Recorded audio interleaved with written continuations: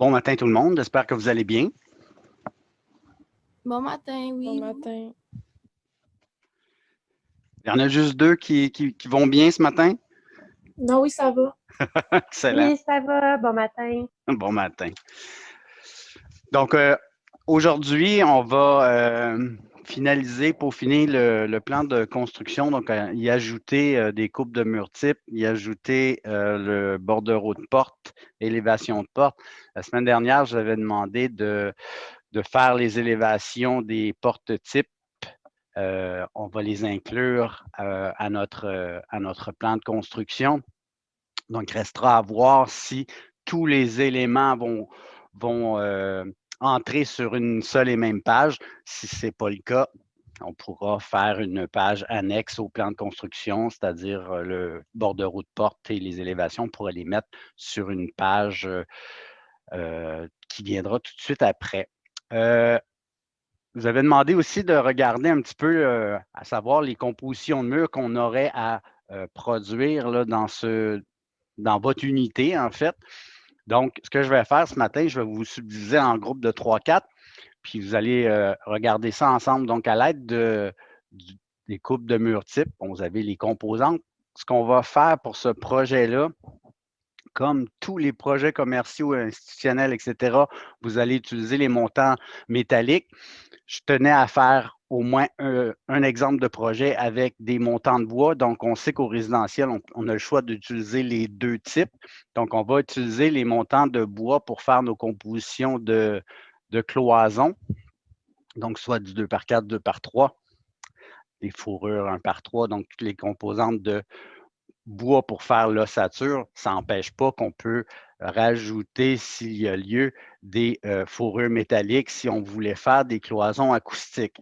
Je ne dis pas que c'est le cas ici, mais on pourrait combiner les composantes de fourrures métalliques pour générer des espacements plus grands.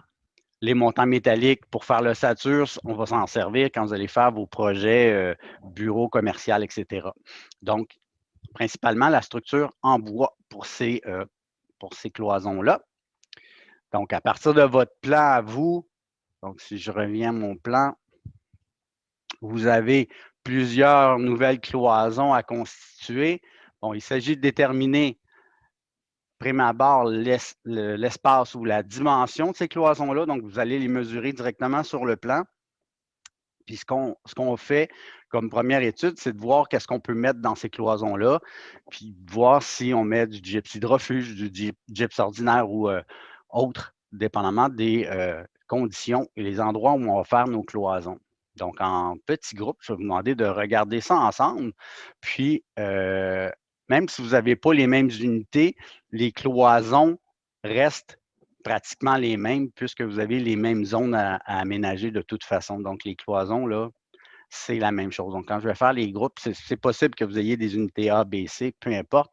Les épaisseurs de cloison restent les mêmes. OK? Donc, à voir qu'est-ce qu'on met dans nos cloisons, puis qu'est-ce qu'il y a comme particularité, là, possiblement dans les zones où on fait nos nouvelles cloisons. Est-ce que ça vous va? On prend un petit 15-20 minutes, là, on regarde ça, puis après ça, on revient en groupe, puis on analyse nos choix, nos différentes coupes qu'on pense faire dans ce projet-là. Est-ce que ça vous va? Oui. Oui. Tout le monde? C'est juste Charlotte? Oui. OK, excellent. Donc, je vais arrêter ma présentation et former les petits groupes. Oui. Premier petit truc, j'ai commis une petite erreur dans la séance Zoom du groupe d'hier. Comme on manque un peu de temps, puis je sais que vous êtes super, super occupés, ce que j'ai tenté de faire, c'est de gagner un peu de temps dans la séquence des cours. Donc, à la phase préliminaire, ce que j'ai établi comme processus, c'est qu'on ne ferait pas de vérification par les pairs parce qu'on perd excessivement de temps, puis on ne l'a pas ce temps-là. Donc, à la phase préliminaire, il n'y aura aucune vérification par les pairs. Par contre, je voulais que le plan de construction soit le plus achevé possible, puis le plan de besoin électrique aussi. D'où, aujourd'hui, c'est ce qu'on traite comme information. La remise phase préliminaire, comme c'est stipulé présentement, c'est à remettre à la fin de la journée, donc de mardi prochain dans votre cas. Donc, vous avez jusqu'à 23h59 pour remettre la phase préliminaire. Donc, la liste des plans, c'est jusqu'au plan de besoins électriques qu'on va faire les mises en page. Ce qui a été émis comme message hier, j'ai un peu bafoué, puis là, j'ai dit, on ne fait pas la vérification par les pairs. Donc, le message qui avait été véhiculé, c'est comme si on ne remettait pas la phase préliminaire. Et comme cette phase-là comptait pour 20 j'ai retranché un 5 qui était pour la vérification par les pairs. Donc, vous voyez que l'évaluation de la phase préliminaire compte pour 15 La phase d'exécution passe à 25 puisque vous allez avoir plus de travail, plus de vérification et de correction à faire à ce moment-là. Donc, j'ai redistribué les points vu qu'on ne faisait pas la vérification par les pairs dans cette phase-là. Donc, j'ai émis un petit mio à tout le monde. Donc, si vous entendez entre les branches, hey, nous autres, on ne remet pas la phase préliminaire, ben non, j'ai envoyé un petit message à tout le monde aujourd'hui que la phase préliminaire était à remettre, mais qu'on ne faisait pas la vérification par les pairs. Donc, je tenais à ce que ça soit clair pour tout le monde. Est-ce que ça vous va? Oui. Excellent. Oui. Est-ce que ça a été productif, vos analyses de coupe de mur? Extrêmement. OK, excellent. Donc, Donc, évidemment, on a plusieurs types de cloisons à faire. Dépendamment des unités, on peut avoir 3 ou 4 compositions à faire différentes. Donc, si on commence par une cloison qui est standard, vous avez une ouverture à boucher dans un mur existant. Évidemment, l'idée, c'est d'aligner les surfaces pour ne pas avoir de décalage. Donc, on tente de remplir cet espace-là. Donc, l'idée, c'est de faire en sorte que ma composition de mur coïncide parfaitement avec mes surfaces. Donc, mon gyps, je veux le faire aligner parfaitement, d'où, je ne sais pas si vous avez remarqué, dans vos légendes de construction, on a un petit symbole aligné. Bien, on veut aligner les surfaces. On veut que la nouvelle surface puis la surface existante soient parfaitement alignées. Je pourrais même prendre ce symbole-là puis le mettre de chaque côté. Je n'ai pas de cote à lui donner quand je remplis une ouverture. Par contre, je veux que mes surfaces soient planes. Quand je viens pour peinturer, j'ai aucun décalage. Donc, je ne veux pas voir de traces de la démolition. OK? Donc, je répare toutes les surfaces. Donc, l'épaisseur ici, dans ce cas-ci, c'était 4 pouces et demi. Donc, avez-vous des suggestions à faire pour ce type de cloison-là? Hydrofuge. Hydrofuge, bonne Juste d'un idée. côté. Est-ce qu'on le fait des deux côtés, hydrofuge? Juste d'un côté. OK. Côté de la salle de lavage, en fait, si on a effectivement un chauffe-eau, évidemment, s'il y a un dégât d'eau, on ne veut pas que nos murs prennent l'humidité, donc on va essayer de protéger ça le plus possible. Puis évidemment, vous avez vos appareils de laveuses et sécheuses, etc., donc qui vont générer de l'humidité. On ne veut pas que nos murs soient imbibés d'humidité. Donc, bonne idée. Donc, on mettrait un gyps hydrofuge du côté intérieur. Parfait. Qu'est-ce qu'on met d'autre dans ce mur-là? De l'isolant, puis idéalement de l'isolant acoustique. L'isolant acoustique. Ah non, la laveuse sécheuse n'est plus là, laisse faire.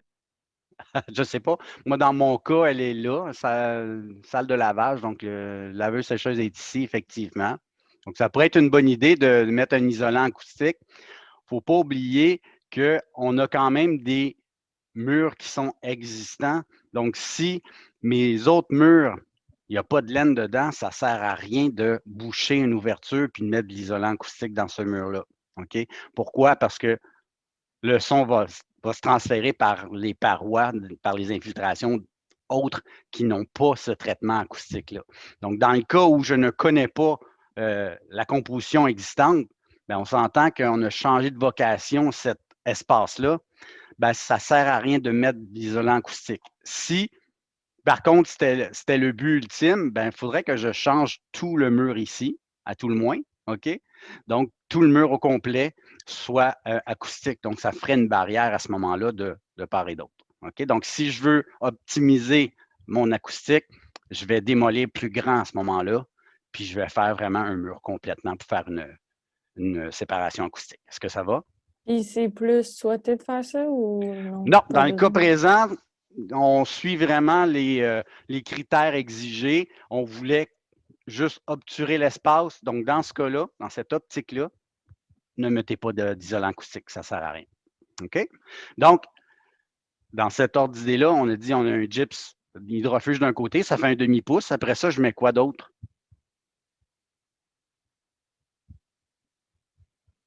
Ça serait quoi votre assature de bois à ce moment-là? 2 par 4, 2 par 3, 2 par 4, OK. Donc, notre 2 par 4 fait 3,5. Donc, on est rendu à 4 pouces d'épaisseur. Puis, de l'autre côté, donc du côté du bureau, on met quoi comme... Un gyps normal. Parfait. Donc, ça ferait notre composition type 1. Exemple, j'ai un gyps hydrofuge d'un côté, mon montant de bois, je vais la dire métallique, montant de bois de 2 par 4 à 16 pouces centre, puis un gyps normal ou un gyps standard du côté du bureau. OK? Ça veut dire que, oui. Dans quelles conditions est-ce qu'on met du contreplaqué avant le gyps? Dans les conditions, bien, on va le voir. On ne va pas le mettre directement dans notre composition de mur. Ce qu'on va faire au plan de construction, puis j'allais le mentionner éventuellement, c'est qu'on va venir installer nos fonds de clouage. Donc, un fond de clouage, là, je vous ai fait un beau petit bloc, là, vous allez pouvoir l'utiliser. Je l'ai mis dans Intranet. Vous insérez le symbole fond de clouage, puis vous venez simplement, c'est un contreplaqué, comme tu l'as mentionné, et ça va être dans les zones où j'ai des supports à faire. Donc, exemple, j'ai une pôle à cintre installée, je le sais que je vais avoir un poids supplémentaire, bien, je vais prévoir un fond de clouage ici. Si j'ai des armoires à installer qui sont soutenues par le mur, je vais prévoir un fond de clouage à ce moment-là. Ça va? Merci. Bienvenue. Puis ça sera indiqué effectivement éventuellement. Mais dans ma composition de mur 1, ben, je pourrais venir la dessiner et là, mentionner mes gyps de la façon que je veux l'identifier. OK? Cette composition-là, si je la retrouve à plusieurs endroits, ben, je peux mentionner que la face intérieure, le côté que je veux, sera en gyps hydrofuge, comme ça a été mentionné, donc une variante ici de gyps hydrofuge. Donc, les annotations que je vais ajouter, ça va être en fonction de, pour l'instant, je ne sais pas si j'en ai besoin ailleurs de cette cloison-là. Je ne veux pas avoir à dessiner une deuxième coupe puisqu'elle est identique, puis c'est juste le type de gyps qui change. Ben, je pourrais mettre une annotation, ben, variante, exemple, dans ma salle de bain, dans ma salle de lavage, le panneau intérieur, côté intérieur de la pièce, sera hydrofuge. OK? Donc, ça me permet, à ce moment-là, d'avoir une coupe qui me sert à deux endroits. Donc, je peux avoir la même épaisseur de cloison, c'est juste le gyps qui change de type. Est-ce que ça vous va? Donc, la façon de dessiner ça, très simple, je me fais un beau rectangle. Moi, ce que j'ai fait, c'est que je l'ai dessiné un rectangle de 1 demi-pouce par 2 pieds de longueur. J'ai inséré mon montant de bois. Ou si vous voulez le dessiner, c'est pas très long, hein? C'est un rectangle de 1,5 pouce par 3 pouces et demi, puis on fait un beau petit X dedans. Côté calibrage, évidemment, c'est les calques de détail que je vais utiliser pour faire ça. Donc, je ne sais pas si vous vous rappelez, mais on a une panoplie de calques, mais je peux me faire des filtres, puis juste avoir ça à l'écran, donc mes calques de détail seulement. Une fois, c'est plus rapide. Je clique là-dessus, parfait. Maintenant, dans ma liste, je vais avoir juste mes calques de détail que je vais utiliser pour faire. Donc, ça me permet de rapidement voir juste les calques que j'ai besoin pour faire les vues que je suis en train de dessiner ou mes détails, mes coupes à ce moment-là. J'ai mis une ligne. Oui? Je l'ai mis debout, c'est-tu bien grave? Tu l'as mis debout. Bon, c'est pas dramatique, mais on va en faire des coupes verticales. Donc, idéalement, quand on fait des vues en plan, on va la représenter plus souvent possible à l'horizontale. OK? Pourquoi? Parce que dans le fond, on essaie de représenter le mur. Oui, vous allez me dire, ah, j'en ai à la verticale des murs, c'est vrai, mais on va optimiser, en fait, on va graphiquement, les éléments qui sont horizontaux, c'est pour mes coupes en plan. Puis quand je fais des coupes verticales, bien là, je vais montrer ma coupe de haut en bas à ce moment-là. Donc, il faut que je les refasse tous? Ben, tu fais une rotation. Ouais, non, mais c'est parce qu'il y a des montants en haut, en bas, un peu comme qu'ils nous ont montré en architecture. Oui, mais en haut, en bas, ça, c'est quand on fait la lisse, la sablière, ça, c'est quand c'est une coupe verticale sur. Mais garde-les, on va en avoir besoin, puisqu'on va les faire, on va en faire quelques-unes des coupes architecturales pour montrer effectivement la plainte, si j'ai mis des moulures sur les murs, etc. Je me sers de ma coupe verticale. Dans une coupe en plan, malheureusement, je ne peux pas aller montrer les plaintes puis les AOG, etc. Donc, c'est pour ça qu'on va faire des coupes verticales éventuellement. Est-ce que ça va? I guess. I guess. Tu as fait une coupe à la verticale, là. On s'entend que si je prends cet élément-là, tiens, je vais aller en mode objet, là.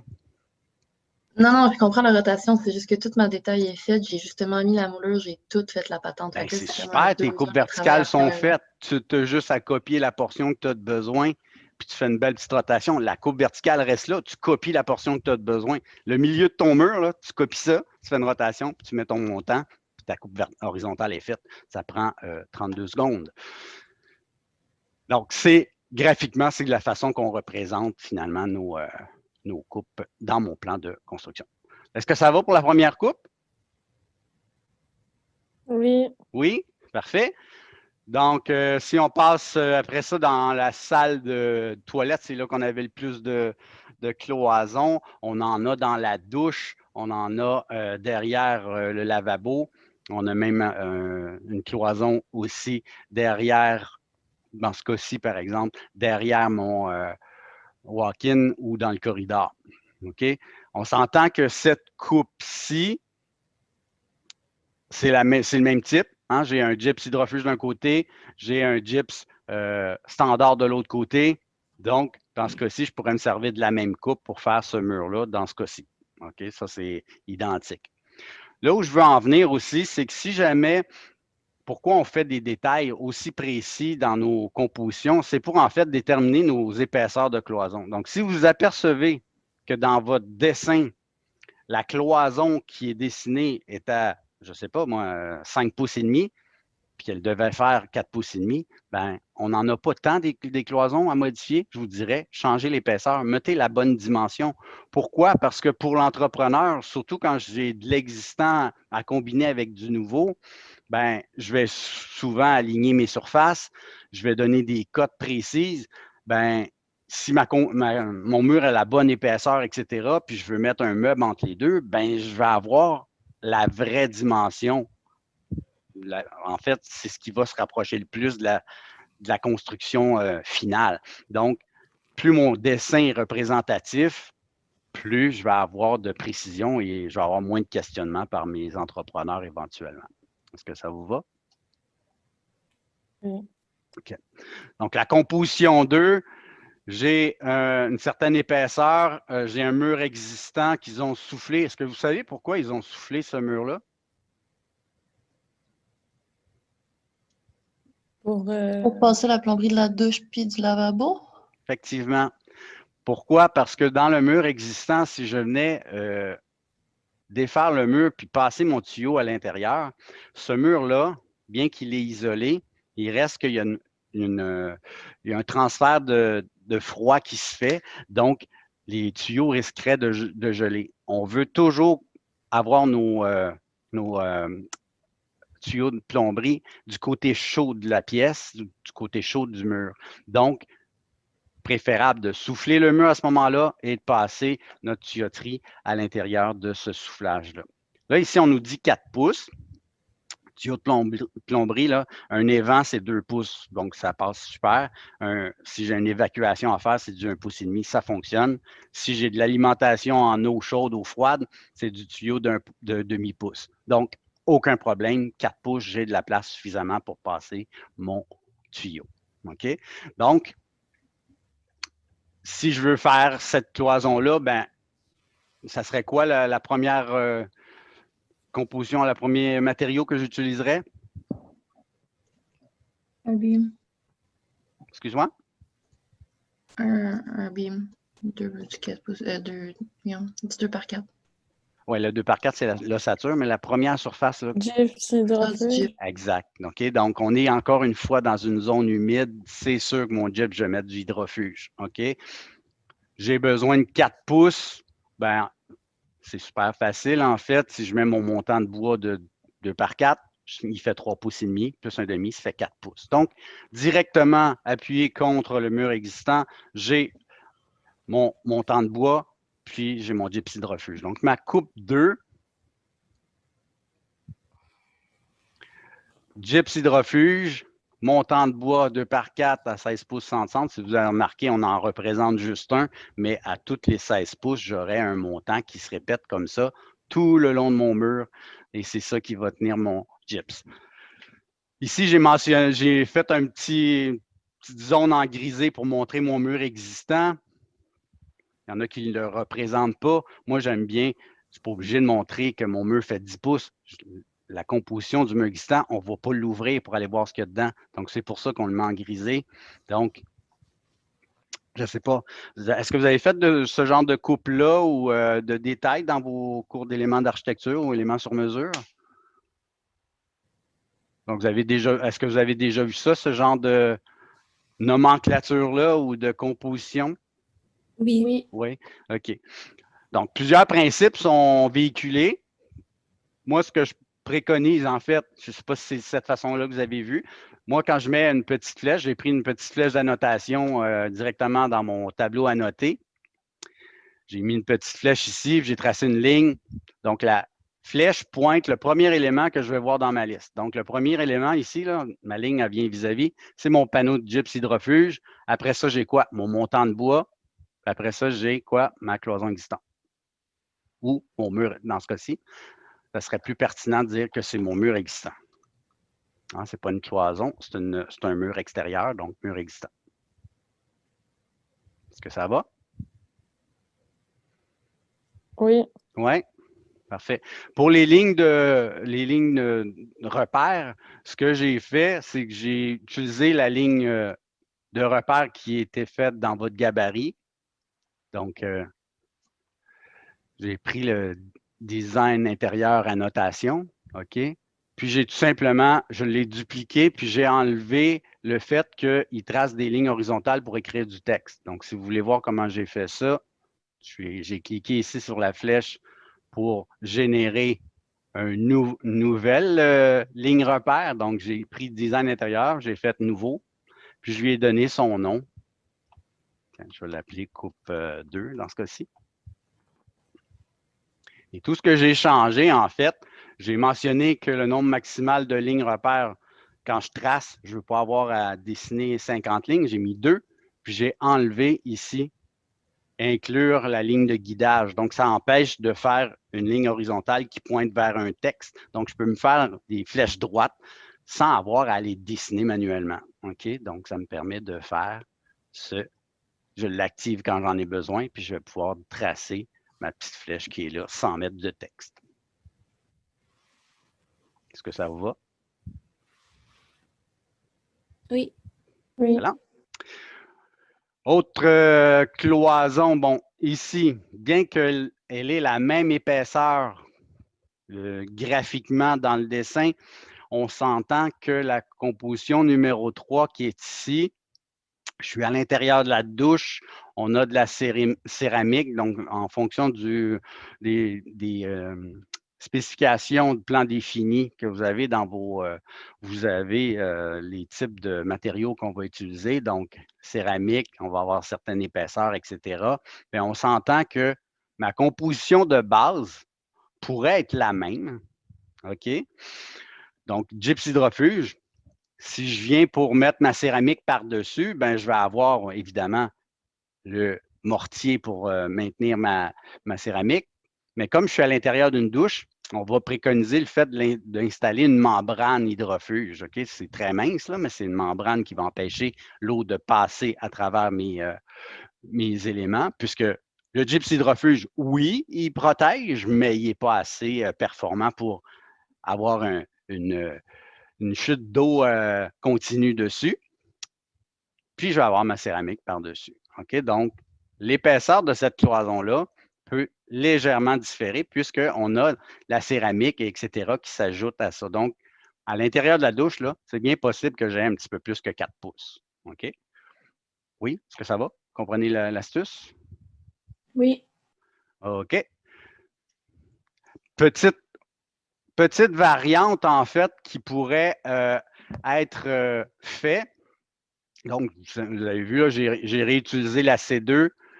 Le panneau de gyps, si on veut avoir quelque chose d'encore plus performant, ça peut être un panneau de béton préfabriqué qui fait la même épaisseur, qui fait un demi-pouce. Donc, lui est encore plus résistant à l'humidité. Donc, il va être encore plus. Puis, j'ai une membrane d'étanchéité qui va être apposée avant de placer ma céramique. OK? Donc, cette membrane-là, c'est une ligne pointillée tout simplement. Puis, j'ai mis une épaisseur de mortier, dépendamment du type de céramique qu'on utilise. Ça peut être 3/16e de pouce, 1/4 de pouce d'épaisseur de mortier, plus ma céramique par-dessus. Donc, moi, dans mon cas ici, là, ça mesurait 4 pouces et demi mon épaisseur à l'intérieur de ma douche. Là, vous allez me dire, ouais, mais là, il n'est pas à la même épaisseur que l'autre. Oui, effectivement. Mais en fait, à l'intérieur de la douche, même si j'ai un décalage par rapport à mon mur, ça ne sera jamais visible puisque c'est juste les finitions qui ont été rajoutées sur mes murs à l'intérieur de ma douche. Est-ce que ça va? Oui. Oui. Ouais. Sur mon mur existant, ce qu'ils vont faire, c'est qu'ils vont appliquer la membrane d'étanchéité, puis ils vont mettre la céramique par-dessus. Ils ne déferont pas le mur comme tel, à moins qu'on s'aperçoive que que c'est du gyps ordinaire. Ce qui n'est pas le cas, puisque prime abord, c'était déjà une salle de toilette, donc les murs étaient en gyps hydrofuge de base là, à l'intérieur, donc aucune crainte à avoir à ce niveau-là. L'important, c'est que ce soit au minimum un gyps hydrofuge derrière ma membrane d'étanchéité, mais si je veux aller plus loin, je peux mettre un panneau de béton préfabriqué à ce moment-là. Ça va? Oui? Non? Peut-être? Yep. Excusez, je n'ai pas entendu. Yes. OK, Oui. excellent. Ouais. On s'entend que toutes ces cloisons-là, type C1, C2, C3, peu importe, vont du plancher jusqu'au plafond fini, évidemment. Donc, c'est des parois pleine hauteur. Donc, les hauteurs, les cloisons que nous dessinons présentement, ce n'est pas des murets, c'est vraiment, on indique que c'est des cloisons plancher à plafond pour toutes ces cloisons-là. Est-ce que vous avez d'autres types de cloisons différentes dans votre aménagement?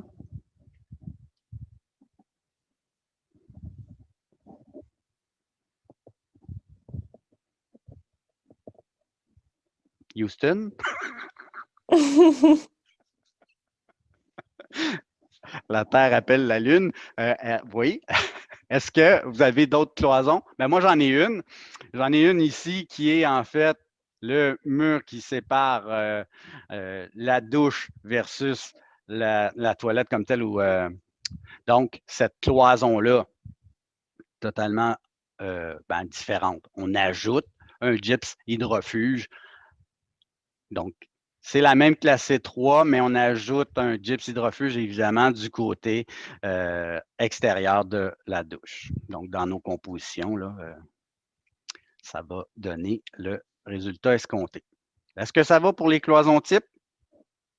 Vous êtes Oui. en mesure de dessiner ça, tout le monde? Ouais. Oui, parfait. Donc, l'échelle préconisée pour ça, évidemment, on peut opter pour 1 pouce égale 1 pied. Ça va être suffisant pour les placer dans notre mise en page. Donc, on va identifier, évidemment, en fonction des types qu'on va avoir préconisés ici, on va utiliser le symbole type de cloison, puis on va venir identifier chaque nouvelle cloison pour bien déterminer quel type on a dans notre projet. Donc, c'est ce qui va faire le lien entre le plan et notre symbolique, nos coupes de cloison type. Ça va? Je vous avais demandé de numéroter toutes les portes, etc. La suite, c'est évidemment de placer, je vous avais demandé de faire les élévations des portes, donc on doit C'est possible que vous n'ayez pas tous les types de portes. Si vous en avez 3 au lieu de 4, vous identifiez vraiment ceux que vous avez besoin dans votre projet, évidemment. Puis, on va faire le tableau de porte. Tableau de porte initial, quand vous l'insérez, il s'appelle bordereau de porte. Il est fait à une certaine échelle. Donc, si j'essaie de... Donc, dans le cours précédent, l'année dernière en PEDEX, ce qu'ils avaient fait, c'est qu'ils avaient fait une fenêtre de présentation. Moi, ce que j'aime bien avoir, c'est en fait tout ce qui est texte, de l'avoir directement sur ma mise en page. Donc, si je fais ça, donc vous voyez, je vais juste l'enlever de mon mode objet, puis je vais le copier finalement directement sur mon papier, bien, on va s'apercevoir qu'il est immense. Hein, on s'entend? Il était à une certaine échelle. Ce bloc-là était à l'échelle 3/8 de pouce égale 1 pied. Puis quand je le mets sur le papier, bien évidemment, il est beaucoup trop grand. Quand on parle des règles triangulaires, là, peu importe l'échelle à laquelle vous travaillez, par exemple, si je travaille à l'échelle 1/4 de pouce est égal à 1 pied, bien, le facteur de réduction de ça, là, c'est en fait, je transforme mon 1/4, je ramène ça à 1, donc je le multiplie par 4, ça me donne 1. 4 fois 12, ça me donne 48. Ça veut dire que pour l'échelle 1/4 de pouce égale 1 pied, là, quand je prends ma règle triangulaire, c'est comme si je réduisais mon plan de 48 fois. Et AutoCAD le fait d'emblée quand je fais mes fenêtres de présentation et que j'utilise mon échelle. Par contre, quand c'est un bloc comme ça, ben, c'est à moi de le réduire. OK? Donc, si je prends échelle dans ce cas-ci, puis je viens faire échelle de mon bloc qui est là ou de mon tableau, là, présentement, moi, ce n'est plus un bloc, je l'ai décomposé. Si je veux le réduire en grandeur réelle parfaite, ben, je vais utiliser la référence. Donc, référence. Il est à 3/8 de pouce égale 1 pied. OK? Ça veut dire 3/8 de pouce, c'est égal à 12. Ben, en fait, le rapport, c'est un petit peu plus complexe. C'est que je prends le chiffre du bas, donc 3/8. 8 fois 12, ça me donne 96. Divisé par 3, c'est 32. Donc, le facteur de réduction pour l'échelle 3/8, c'est 32. Donc, ici, la grandeur actuelle, 32.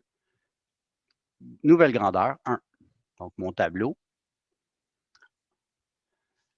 redevient en échelle, en fait, en grandeur réelle que je peux maintenant placer directement sur ma page. D'accord? Évidemment, j'ai décomposé le bloc pour pouvoir avoir accès à l'info à l'intérieur.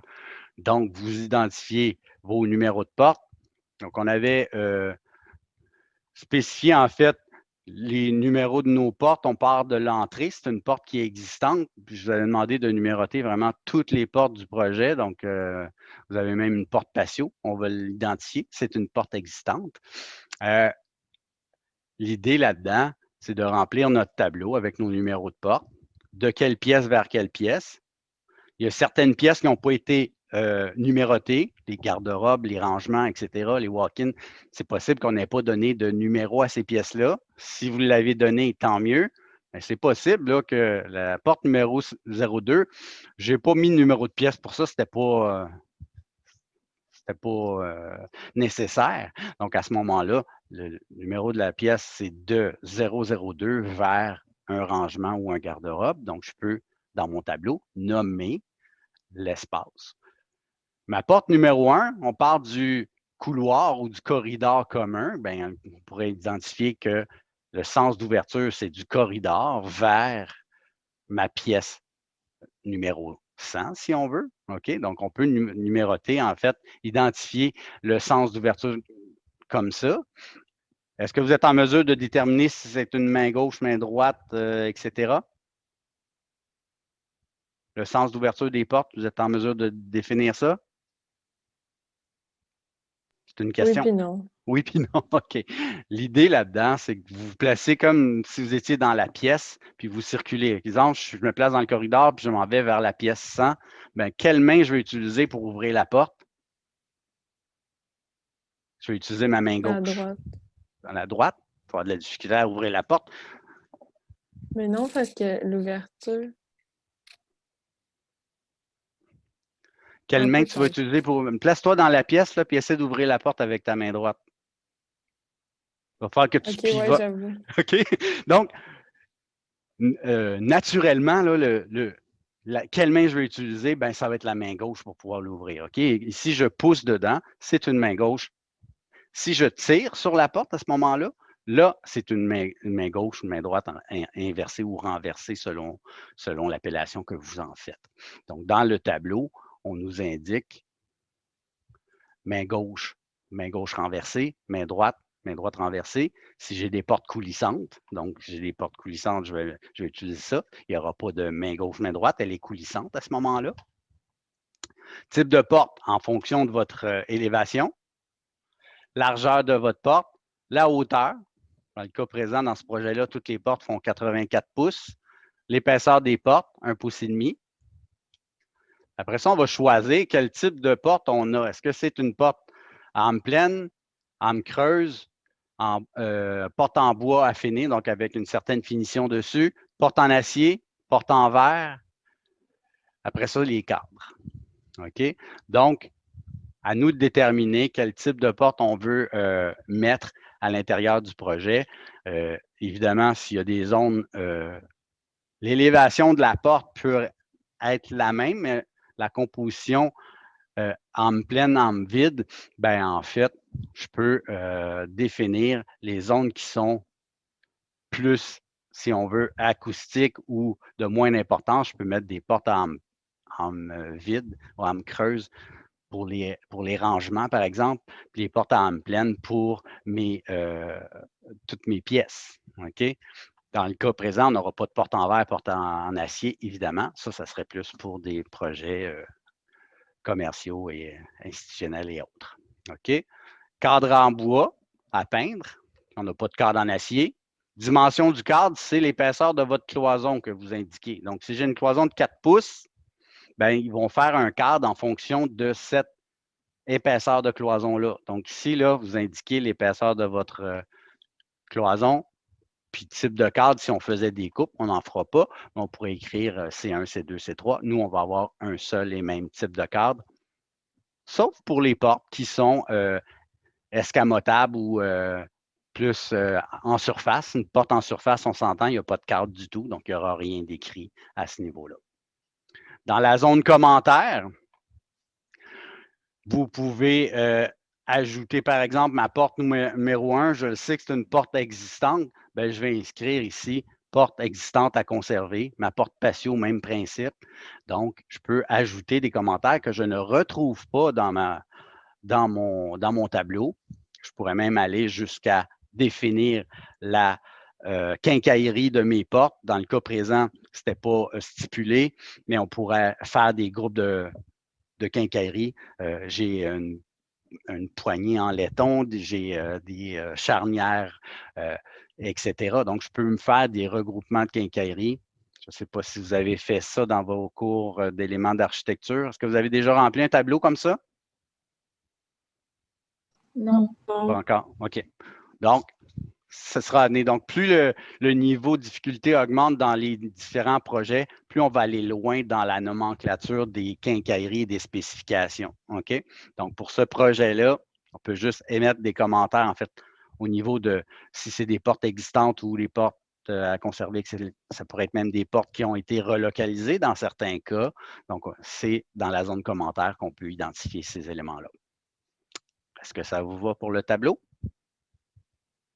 Oui. Oui. Graphiquement, dans le plan de construction, j'aimerais qu'on fasse la distinction entre le mobilier qui est existant, donc le mobilier fixe qui est existant. Donc, on s'entend, tout ce qui est mobilier présentement dans ce plan-là, c'est du fixe. Donc, il faut faire la distinction graphique, là, parce que quand j'imprime ce plan-là, il n'y a rien qui m'indique que l'îlot ou peu importe les comptoirs de cuisine, est-ce que je les traite ou je ne les traite pas dans ce projet-là? Présentement, il n'y a rien qui me l'indique. Donc, moi, ce que j'aimerais qu'on fasse, c'est que dans notre légende, je viens de rajouter une petite ligne d'axe comme ça, puis j'indique que c'est du mobilier fixe existant. OK? Donc, comme il est existant, l'entrepreneur, ben, il n'a pas à le traiter comme tel. OK? Donc, ça sera à faire. On se rappelle que dans notre dessin qui est en référence externe, on peut jouer avec les types de lignes. On l'a fait pour notre plan de l'existant. On peut le faire aussi pour notre plan de construction. Donc, si je rentre à l'intérieur de ma fenêtre et je viens dans mes propriétés de calque, évidemment, je vais lui demander de m'afficher les calques de référence. Donc, référence externe, j'ai juste les calques ici qui sont en lien avec les éléments que j'ai insérés en référence externe. Bien, le mobilier fixe existant, dans cette fenêtre-là, je veux pouvoir lui attribuer un autre type de ligne. OK? Donc, celui que je vais utiliser, moi, c'est axe 2. Donc, est-ce qu'on l'a là-dedans? Centre 2. Donc, c'est ici. Axe 2. Et je fais OK. Donc, maintenant, dans cette fenêtre-là, ce calque-là va être en ligne d'axe. Dépendamment de l'échelle à laquelle vous allez faire votre plan, si les lignes ne sont pas affichées à votre goût ou on ne les voit pas parfaitement, on peut gérer nos types de lignes en jouant avec le facteur d'échelle des pointillés. Okay? Donc, ça peut arriver dans certains cas, mon pointillé n'apparaît pas assez petit, malgré qu'à votre échelle, 3/8 de pouce égale 1 pied, ça devrait le faire. Si ce n'était pas le cas, LT-Scale, dans mon cas, moi, ici, dans ce projet-là, on est à l'échelle 1/4, donc c'est pour ça qu'ils ont joué un petit peu avec mon facteur d'échelle pour le voir un petit peu plus petit. Donc, si je le mets à 0,5, tous les pointillés du projet, tous les types de lignes vont être réduits de 0,5 fois. Je peux faire regen et mon image va se régénérer. Donc, si je faisais le chemin inverse, puis je le mettais à 1, puis je faisais regen dans ce cas-ci, bien, je vois que mes types de lignes là, sont beaucoup trop grands, puis ce panneau-là ou ce comptoir-là, je ne le vois pas. OK? Donc, je peux gérer globalement mes pointillés en utilisant la commande LT-Scale. Vous, à 3,8, je vous conseille de l'essayer à 1, puis si jamais c'est trop gros, on peut réduire la LT-Scale à 0,5. Est-ce que ça vous va? Est-ce que je vous ai perdu? Un peu. Donc, première étape, vous allez changer effectivement là, un mob fixe dans cette fenêtre-là, vous le mettez en axe 2. Ça, c'est à votre première étape. Je le fais vraiment à l'intérieur de ma fenêtre de plan de construction. Dans tous les autres plans, le mobilier fixe existant va être en trait plein. Moi, je traite juste cette fenêtre-là présentement. Deuxième étape, si vous apercevez que ça donne ce résultat-là, mon pointillé est trop petit, je fais LT Scale, je le mets à 0,5, donc une demi, et je fais Regen, régénérer l'écran. Donc, mes pointillés vont être réajustés en fonction du facteur que j'ai demandé. Donc là, présentement, là, je les vois bien. Là. On les voit, les lignes d'axe. Donc, pour moi, ça me convient. Ce principe-là, c'est en fonction de l'échelle à laquelle vous travaillez. Donc, si vous êtes à 3,8, votre plan est plus grand que le mien là, présentement. C'est bien possible que le LT Scale soit correct. Ce que je vous demande de faire, c'est de faire un test et de voir graphiquement si ça convient. Donc, c'est votre procédure à faire. Mais je comprends pas trop pourquoi il faut faire ça. Pour faire la distinction entre ce qui est existant et ce qui est nouveau dans le mobilier fixe. Ah, all right, thanks. OK? C'était ça mon idée de départ. On l'a peut-être perdu en cours de route, mais c'était ça mon idée de départ. Donc, graphiquement, je veux faire la distinction entre ce qui est existant et ce qui est nouveau. Voilà pour ça. Évidemment, vous allez avoir à coter dans votre plan. Là, moi, j'ai mis les cotes juste pour avoir vos épaisseurs de cloison. Donc, pour la phase préliminaire, ce que je vous demande de faire, c'est de coter tout ce qui est nouveau dans le plan de construction. Donc, on veut localiser les nouvelles cloisons. Comme j'ai mentionné tantôt, s'il y a des surfaces qu'on veut aligner, on utilise le symbole aligné. C'est un bloc que vous insérez carrément. Il est annotatif, donc il va s'insérer à l'échelle à laquelle vous travaillez.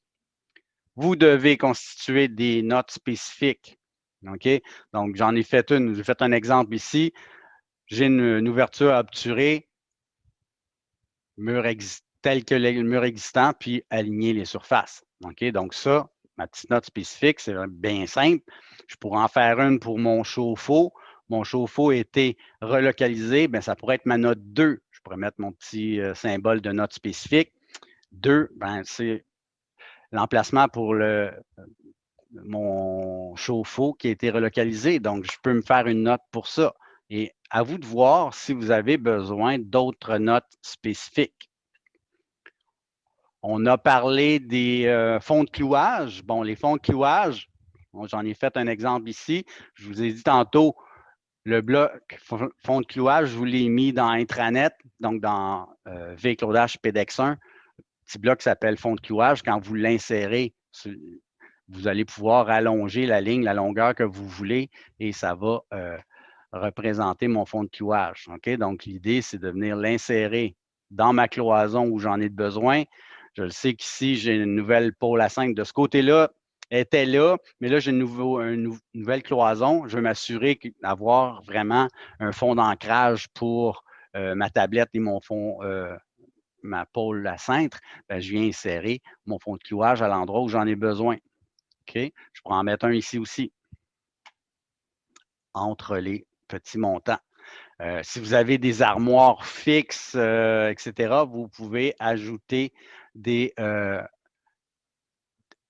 fonds de clouage où vous en avez besoin. Si vous aviez des, je ne sais pas moi, des lavabos qui sont fixés, là on a des comptoirs, ce n'est pas le cas, mais on pourrait prévoir des fonds de clouage dans le mur pour tout ce qui est supporté par le mur, donc armoire suspendue, etc.